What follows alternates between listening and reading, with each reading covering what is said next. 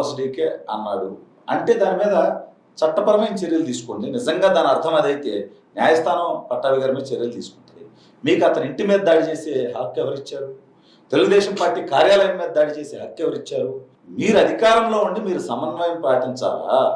లేకపోతే Jaganmohan Reddy press meet పెట్టి మా కార్యకర్తలకు బీపీ వచ్చింది అందుకని తెలుగుదేశం పార్టీ ఆఫీస్ మీద దాడి చేశారంట. మరి వాళ్ళు మా కార్యకర్తలకు బీపీ వస్తే మరి జగన్మోహన్ రెడ్డి ఇంటి మీద జగన్మోహన్ రెడ్డి కుటుంబం మీద దాడి చేయొచ్చా? లేదు కాదు వెంగళరావు గారు, ఇప్పుడు ఆర్జీ గారి ప్రధాన ప్రశ్న ఏంటంటే నేను ఎవరినైతే విమర్శించానో వారు నా మీద కేసు పెట్టట్లే, ఇది అంబేద్కర్ రచించినటువంటి రాజ్యాంగం ప్రకారం ఆంధ్రప్రదేశ్లో లేదు అంటే ఇండైరెక్ట్ గా చెప్పుకొస్తున్నారు వాళ్ళు. అంటే ఆ మీనింగ్ వచ్చేలాగా లోకేష్ గారు రెడ్ బుక్ ఓపెన్ చేశారు, ఆ మనటి వరకు ఫ్లయింగ్ కిసులు ఇచ్చాడు, ఓపెన్ చేసుకుంటే ఏమైతుంది ఎర్రీ డాష్ అనే పదాలు కూడా మాట్లాడడం జరిగింది. రీసెంట్ గా కూడా తను మీకు నోటీస్ సర్వ్ చేసిన తర్వాత కూడా మీరు అన్నట్లు జగన్మోహన్ రెడ్డి గారు ప్రశ్న అడ్రస్ చేసి మాట్లాడితే ఇట్లా బోసిడీకి అంటే నేను కంట్రోల్గా ఉండొచ్చు, నేను సమయానంద ఉండొచ్చు, నన్ను అభిమానించేటట్టు నా జోగి రమేష్ లేకపోతే ఇంకొక ZYX దేవినేని అవినాష్ కానీ వీళ్ళు ఊకుంటారు కదా. ఇంకా అభిమానులు కార్యకర్తలు నాకు ఆంధ్రప్రదేశ్లో 5 కోట్ల జనాభాలో దాదాపు 1.5 కోటిన్నర ఫాలోవర్స్ ఉన్నారు, అభిమానులు ఉన్నారు, వీళ్ళు తట్టుకోలేరు, రక్తం మరుగుతుంది వాళ్ళకి అని చెప్పుకోవడం జరిగింది. ఇప్పుడు ఆర్జీవి గారు అంటే ఆ రోజు వాళ్ళ అనుచరుల మనోభావాలు దెబ్బతిన్నాయని చెప్పేసి పట్ట ఆఫీస్ మీద దాడి కానీ పట్టాఫీస్ మీద దాడి కానీ వాళ్ళ అనుచరుల మనోభావాలు దెబ్బతిన్నాయని మీ మీద కేసులు వేసి మీ మీద ఎట్లా టార్చర్ చేశారని మనం మాట్లాడదాం. మరి మళ్ళీ ఆర్జీవి గారు ఎందుకని చెప్పేసి రాజ్యాంగం కాకుండా రెడ్ బుక్ ఓపెన్ చేసి ఆ పాలన నడుస్తుంది అధికారులంతా పెట్లయితున్నారు అంటున్నాడు. వీళ్ళందరూ లోకేష్ అన్న తప్పుడు పనులు చేసిన వాళ్ళు, తప్పుడు కోతలు పూసిన వాళ్ళు, అధికారులు కానీ రాజకీయ నాయకులు కానీ ఎవరైనా కానీ వాళ్ళ పేర్లు రెడ్ బుక్ లో రాస్తాను, ఆ తప్పులకి శిక్షిస్తాను అధికారంలోకి వచ్చిన తర్వాత అంటే ఆ రోజు అది ఎర్రి బుక్ అని రకరకాలుగా ఏం పీక్తాడు అని రకరకాలుగా మాట్లాడిన వాళ్ళు ఇవాళ ఆ రెడ్ బుక్ అంటే ఉనికిపోవాల్సిన పరిస్థితి ఎందుకు వచ్చింది? మీరు తప్పులు చేస్తున్నారు కాబట్టి చంద్రబాబు నాయుడు గారి లాగా లోకేష్ అన్న సౌమ్యుడిగా కాకుండా తప్పు చేసిన వాళ్ళని కఠినంగానే శిక్షించాలనే ఆలోచనతో ఉన్నాడు కాబట్టి వీళ్ళందరూ వణికిపోతూ ఈరోజు లోకేష్ రాజ్యాంగం నడుస్తుంది, రెడ్ బుక్ రాజ్యాంగం నడుస్తుంది. మీరు నడిపించిన రాజారెడ్డి రాజ్యాంగం కంటే దుర్మార్గమైన రాజ్యాంగం అయితే కాదు. రాజారెడ్డి రాజ్యాంగంలో మీ తప్పులను ఎత్తి చూపితే చంపేయటం, కొట్టడం, శవాలను డోర్ డెలివరీ చేయటం అది రాజారెడ్డి రాజ్యాంగం. లోకేష్ అన్న రెడ్ బుక్ రాజ్యాంగం ఖచ్చితంగా నడుస్తుంది. కాకపోతే రెడ్ బుక్ రాజ్యాంగం ఏంటి అంటే తప్పుడు పనులు చేసినా, అవినీతి చేసినా, అక్రమాలు చేసినా, దుర్మార్గాలు చేసినా, తప్పుడు కూతలు చేసినా, మాట్లాడినా నాయకులు అధికారుల్ని శిక్షించటమే రెడ్ బుక్ రాజ్యాంగం. ఇది అంబేద్కర్ గారు రాసినటువంటి భారత రాజ్యాంగానికి లోబడి చట్ట పరిధిలోనే ఉండేది రెడ్ బుక్ రాజ్యాంగం. వాళ్ళు నడిపిన రాజారెడ్డి రాజ్యాంగం అరాచకమైన ఫ్యాక్షనిజంతో కూడిన ఒక నియంత పాలనతో కూడిన రాజ్యాంగం వాళ్ళు నడిపారు. ఏం పీకుతారులే జగన్మోహన్ రెడ్డి శాశ్వతంగా అధికారంలో ఉంటాడనేటువంటి కంటకావరంతో లేదా చంద్రబాబు నాయుడు గారు మనం ఎన్ని తప్పులు చేసినా మన మీద చర్యలు తీసుకోవడలే, ఉదాసీనంగా ఉంటాడులే అనే ఆలోచనతో తప్పుడు పనులు చేసి ఇవాళ లోకేష్ అన్న ఆ రోజు తప్పులు చేసిన వాళ్ళ మీద గట్టిగా చర్యలు తీసుకుంటుంటే భయంతో ఉరిగిపోతూ ఈ మాటలు వస్తున్నాయి. నా మీద 12 కేసులు పెడితే ఏ ఎమ్మెల్యే నా మీద కేసు పెట్టలా, ఏ మంత్రి నా మీద కేసు పెట్టలా, వాళ్ళ అభిమానులకు మనోభావాలు మడతపడి కేసు పెట్టారంట. ఇవాళ మరి మీరు చంద్రబాబు నాయుడు గారిని, లోకేష్ అన్న పవన్ కళ్యాణ్ గారిని మాట్లాడితే వాళ్ళ అభిమానులే పెడతారు. ఒకవేళ ఈ రోజు పెట్టడం తప్పు అని మీరు భావిస్తే ఆ రోజు మా మీద పెట్టి మమ్మల్ని కొట్టి చిత్రహింసలకు గురి చేసి ఈ రాష్ట్రంలో లేకుండా పోయే విధంగా రఘురామకృష్ణరాజు గారు 4.5 సంవత్సరాలు అజ్ఞాతం గడిపాడు ఈ రాష్ట్రం దాటి.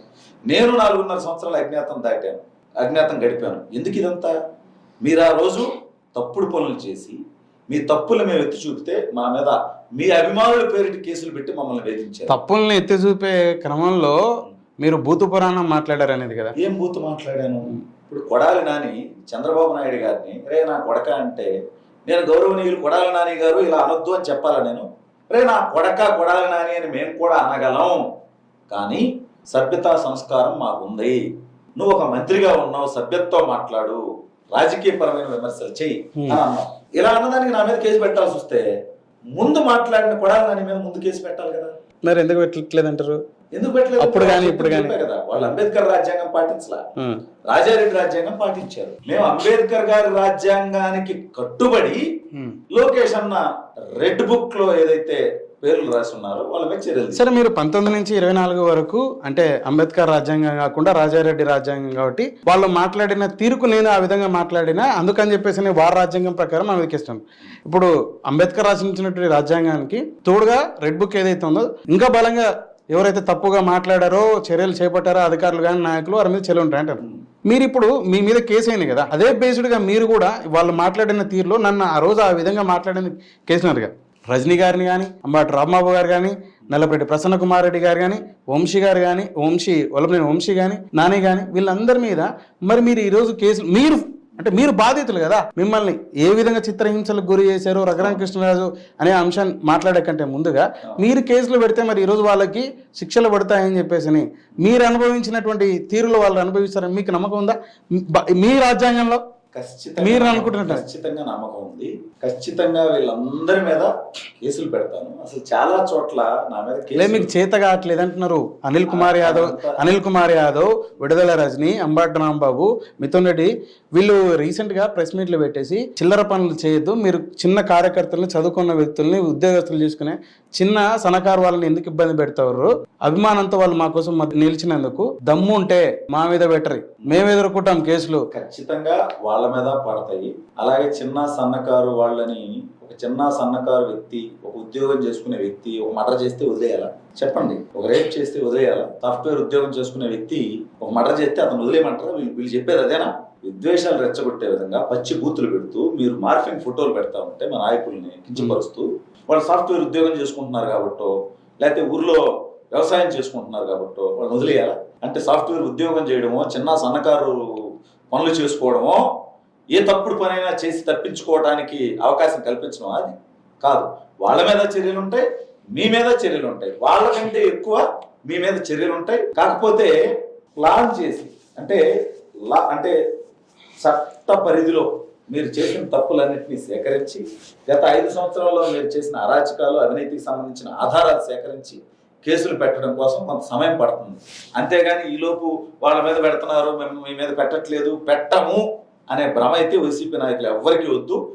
వైసీపీ నాయకుల్లో తప్పు చేసిన ప్రతి ఒక్కడి మీద కేసు ఉంటది, ప్రతి ఒక్కడు శిక్షించబడతాడు. ఇప్పుడు వాళ్ళు చంద్రబాబు నాయుడు గారిని 53 రోజులు జైల్లో పెట్టగలిగారు అక్రమంగా. కానీ ఆయన అవినీతి చేసినట్టు ఒక్క ఆధారం నిరూపించలేకపోబట్టి ఆయన స్వచ్ఛంగా బయటకు వచ్చారు. కానీ మేం పెట్టబోయే కేసులు ఇలా ఉండవు. వాళ్ళు చేసిన అవినీతిని నిరూపిస్తూ ఆధారాలు సేకరించి ఆ తర్వాత జైలుకి పంపుతాం. ఒక్కసారి పోతే జీవితం జైల్లోనే గడిచిపోవాలి. ఆ రకంగా చేస్తారు. మీరు లార్జ్ పర్స్పెక్టివ్ లో మాట్లాడుతున్నారు, పార్టీ ఓరియంటెడ్ గా లేకపోతే ఇంటర్ స్టేట్ ఓరియంటెడ్ గా మాట్లాడుతున్నారు. కొంచెం కాసేపు మీకు కన్ఫైన్ అయిదాం. అంటే మీ మీద కాబట్టే కేసులు ఏవైతే ఉన్నారో, మీరు చిత్రహింసలకు ఏ విధంగా గురయ్యారో, సేమ్ అంటే మీరు ఏవైతే మాట్లాడారో అదే వాళ్ళకు ఆపాదిస్తున్న మీరు ఎఫ్ఐఆర్ మీకు నమ్మకం ఉందా? మీరు రేపు ఇప్పటివరకు ఎఫ్ఐఆర్ ఫైల్ చేశారో లేదో నాకైతే తెలియదు. మీరు ఫైల్ చేస్తే చర్యలు వాళ్ళ మీద ఉంటాయని చెప్పేసి అని ఖచ్చితంగా ఉంటాయనుకుంటున్నా, ఉండాలి. ఖచ్చితంగా నా మీద కేసు పెట్టిన ప్రతి ఒక్కరి మీద నేను కేసు పెట్టబోతున్నా.